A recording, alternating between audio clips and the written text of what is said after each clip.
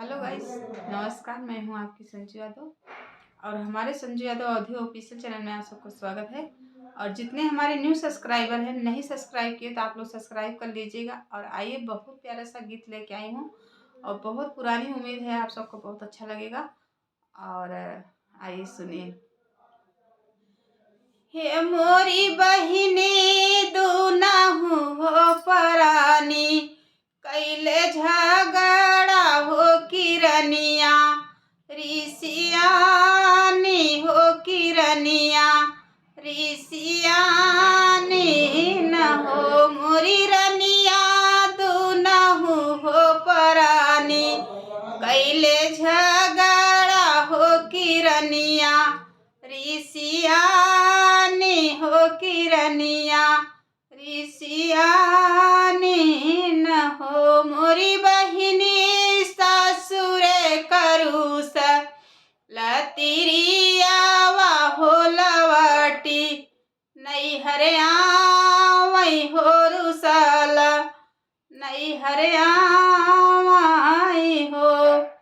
ए मोरी बहिनी ससुरे करूस लतिरियावा हो रुसल, नैहर आवै हो रुसल, नैहर आवै हो।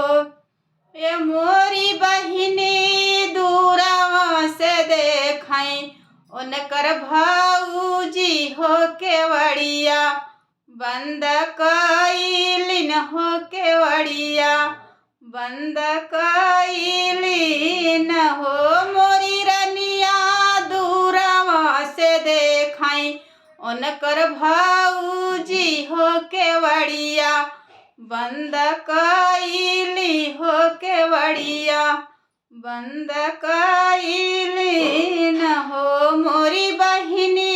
एक दिनवा बीतल, दुई दिनवा हो बीतल, तीसर दिनवा हो केवड़िया, नाही खोलै हो केवड़िया, नाही खोलै हो मोरी रनिया। एक दिनवा बीतल, दुई दिनवा हो बीतल, तीसर दिनवा हो केवड़िया, नाही खोलै हो बरिया, नाही खोलै हो। मोरी बहिनी खीरखी से देखै हो भतीजावा हो बिरहिया, बोलिया बोलै हो जहर कई, बोलिया बोलै हो जहर कई, बोलिया बोलै हो मोरी बहिनी खीरखी से देखै अब भतीजावा हो जहर कई, बोलिया बोलै हो बिरहिया, बोलिया बोलै हो मोरी फुआ लवटी के जायु, अपने घरवा हो भयल, तीसर नातावा हो केवड़िया, नाही खोलब हो खिड़किया, नाही खोलब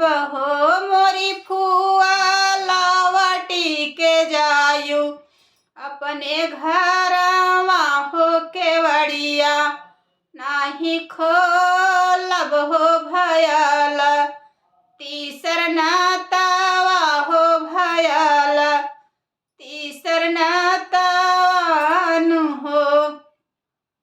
मोरी बहिनी दूरही से देखै उनकर चाची हो बैठी, समझावै हो बैठी, समझावै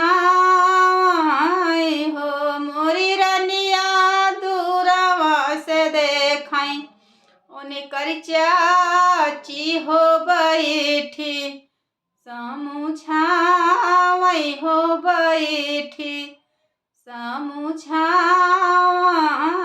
हो। मोरी बिटिया